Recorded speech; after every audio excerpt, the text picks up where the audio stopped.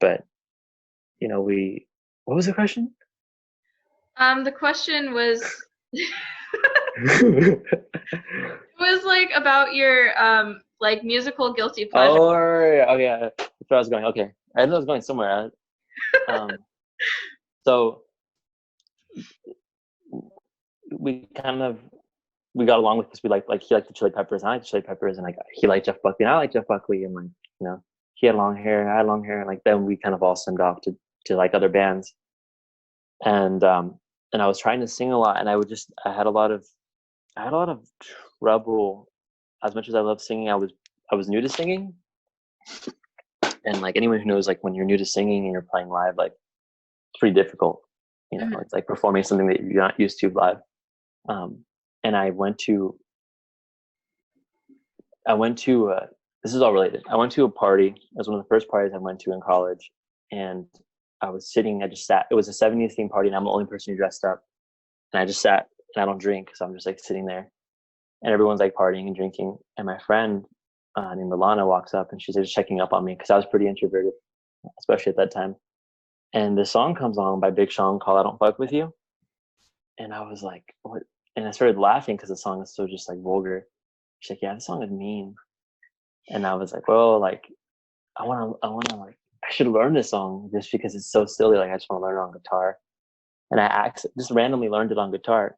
But it was interesting to me because I was in love with, I was really into Social Distortion and just like The Cure and like, I'm trying to think, just like all kinds of like these not intense, but just like darker Against Me. Like all these kind of moodier bands. I love the Bravery and uh and then like I hadn't really listened to like hip hop much for a long time, and I hadn't ever really tried to sing R&B or hip hop, and that was like new to me. And for some reason, it felt really comfortable and enjoyable. So I think that whole period of when the band started, that was a big part of it. Was like discovering music that was modern, and then Justin Bieber was a big part of it. Was like learning modern music that people want to listen to, like when you hang out at parties and stuff, and not really being ashamed of like enjoying all kinds of music, even like music on the radio.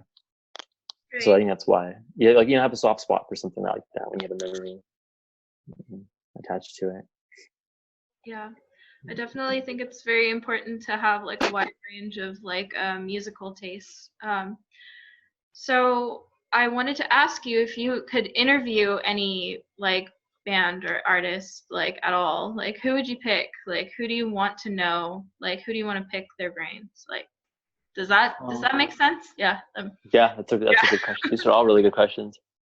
Are you making these up or did you have them written down? I had a couple written down, but I'm kind of going off of them. Okay, they're really good. I like these questions. They make me feel so important.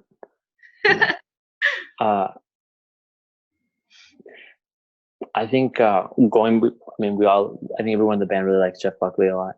I think Nick, our drummer, he likes a lot of different styles of music, so it's actually hard to decide for him. He loves there's so much kinds of like jazz fusion and music he loves. I know he would pick out some kind of like obscure 70s like music virtuoso. Paco would pick someone like Jeff Buckley or something like that as well. Or, I know he liked like Van Morrison or something like that. I think he liked. And then he also really loved Chicano Batman when we started the band. But Chicano Batman is like a band that he saw all the time right before they got really, really big. He would seem like in smaller venues in LA. And our music was kind of similar in a way to theirs without even trying. Because we're most of us are Mexican in the band. And it kind of just shows up in your music, especially when you're like California. Your music's going to be different.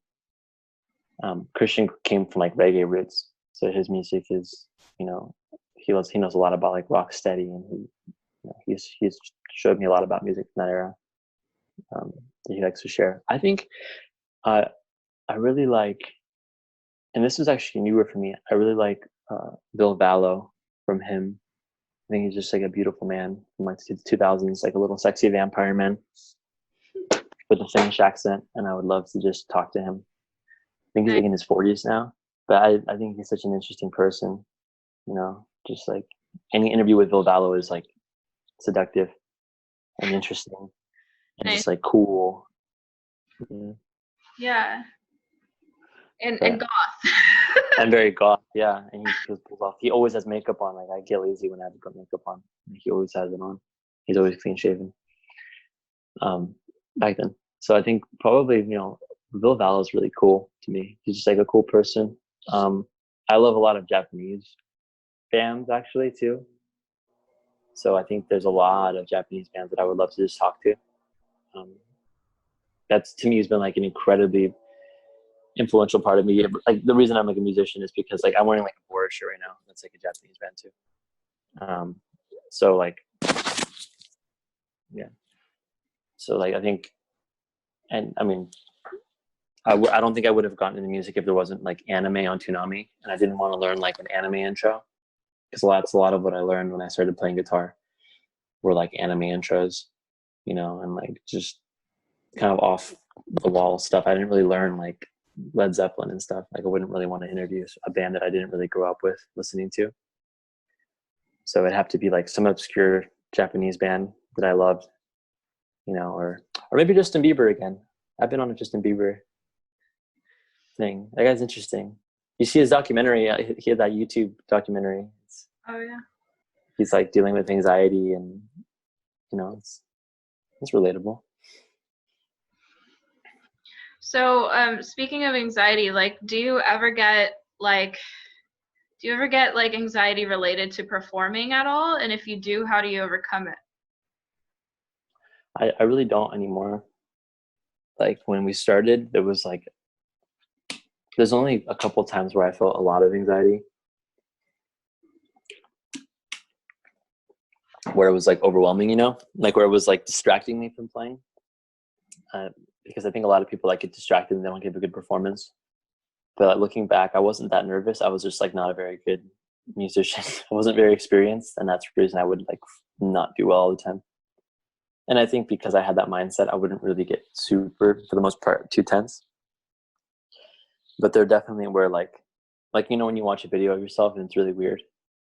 Like I see footage of myself like like 4 years ago, 5 years ago when I first started with the band, and it's like it's really hard to watch. I can't watch any of it.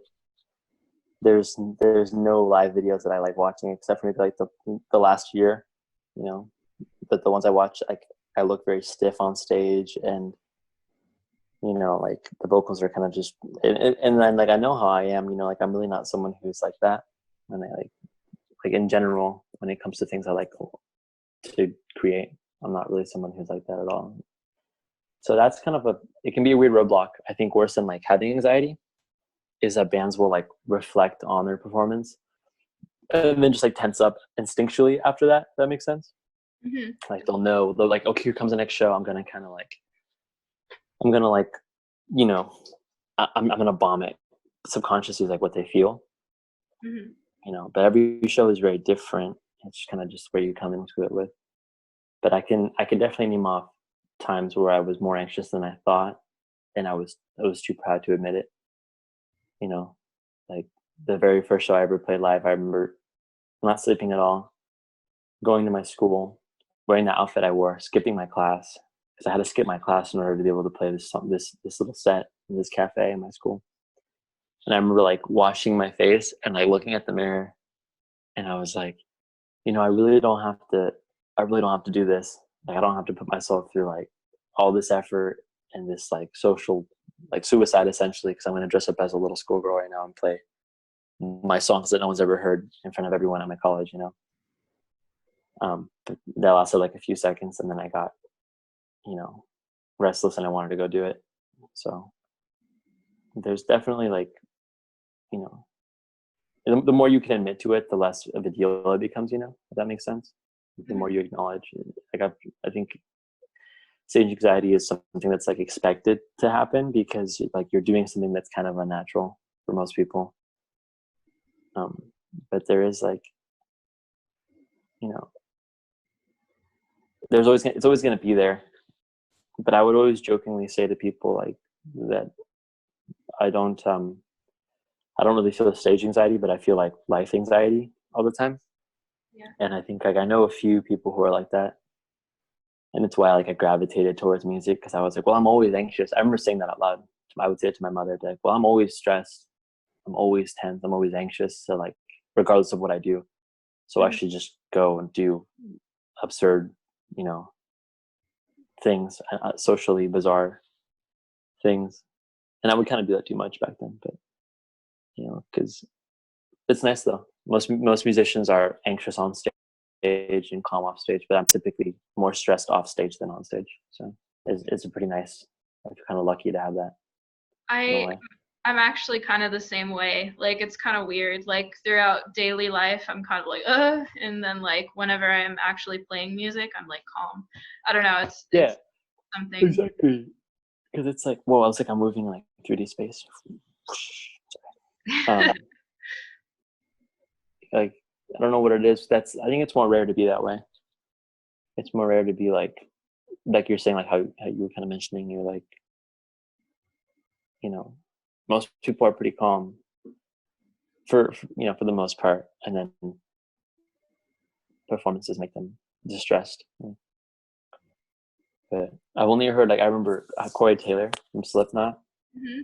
I know even from the beginning of the band, like from the first couple interviews, he would say like, "Wow, like I'm kind of built for this kind of life because like I don't get nervous on stage at all. I actually feel really like great on stage."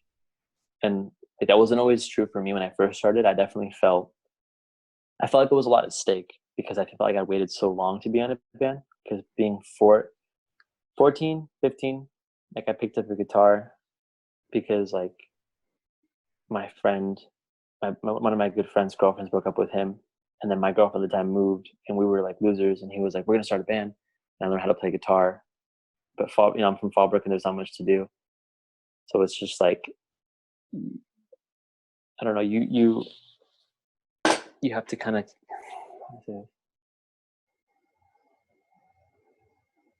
like you got to kind of get in your head a little bit at the end of it because at first you're like, let's do it, and you have like this momentum built, and then as time passes, and it's hard to find a band because you're from this little town or whatever, you know. That's the mindset you have about it. Anyone can find a band if they really want to, and but as a kid, you're kind of just like, it's got to happen this way. And then that's the only thing I can say to musicians like who are a little bit younger. Like I meet people who are like 19, and they already have it down, but it's like you know you can't if you don't know, like you shouldn't wait for like the right circumstances. You know, like you have to just make an excuse. You have to make up your own excuses to do something. Otherwise, things will just kind of drag out for a long time. And that's the only thing I ever felt. I felt like I was in my head, like at 21 or 22, thinking I was like old. You know, because at 15, I knew what I wanted to do, and I was like, well, why did it take 6 years for me to end up on stage? That's that was the only thing I've ever really dealt with. But I think a lot of people feel that like in general about any kind of like pursuit. They feel like they dragged on too long, or that they missed a certain special moment. Yeah. But I mean, it's like better late than never, really. Like you gotta Yeah. start wherever you're at. I mean, at least I think so. It's like you shouldn't have to. It's like, isn't it bad already that you've like waited this long? Like you shouldn't have to punish yourself. But I think a lot of people do. It's almost like they're not allowed to be happy, Mhm. because they waited longer than they felt they would have liked to, or whatever. It's my dog, by the way. I won't Nice. pick him. But yeah, no, that's a good question. I think people should talk about it more too. It's just like stage anxiety or stage fright. Some of the best musicians probably don't even end up on stage. Yeah, So for sure. there's definitely like a performing element to that kind of thing.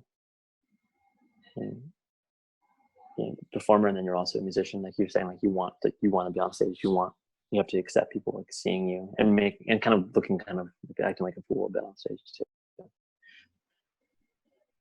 So Well, thank you for talking about that with me. I do want to ask you what would be your dream record label?